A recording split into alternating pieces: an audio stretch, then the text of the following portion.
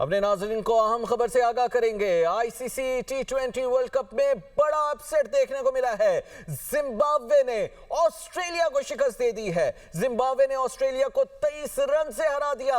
170 run के ताक़ुब में ऑस्ट्रेलियाई टीम कुछ ही रन बना सकी। जिम्बाब्वे ने पहले बैटिंग करते हुए 2 विकेटों पर 169 रन स्कोर किए। ब्रायन बेनेट ने 64 रन बनाकर नुमाया रहे।